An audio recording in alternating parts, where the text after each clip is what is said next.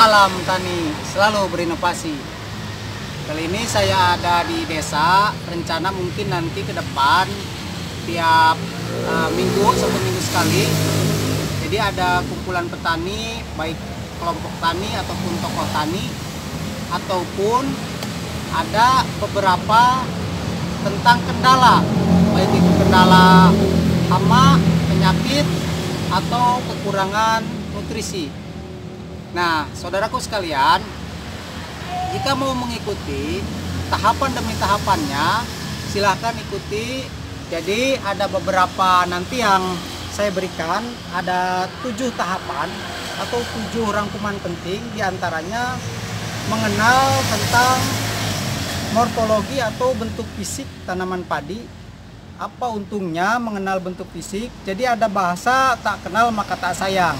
Jadi kalau kita mengenal bagaimana akarnya, bagaimana batangnya, bagaimana bunga dan buahnya atau bulirnya, itu bisa disiasati ketika ada serangan hama ataupun penyakit. Nah, contohnya misalkan terserang kerdil rumput atau terserang tungro. Itu yang diserang batangnya, tapi yang kena efeknya adalah akarnya. Baik terserang penyakit ataupun misalkan kena asam-asaman, itu akar yang jadi masalah.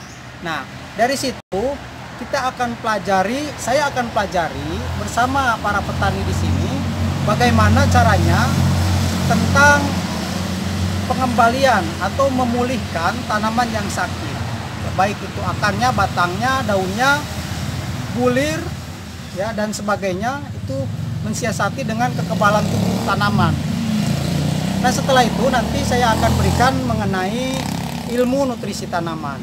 Nutrisi tanaman ini sangat penting sekali, berkaitan dengan pertumbuhan ataupun pemulihan ataupun tentang pengisian bulir.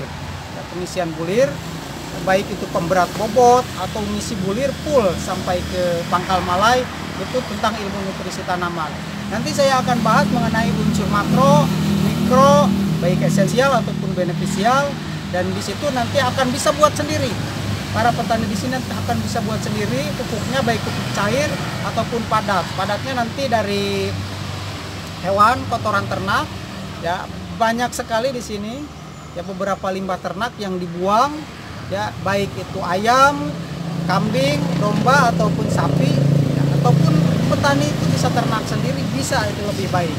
Jadi antara ternak dan tani itu nanti akan bersatu padu.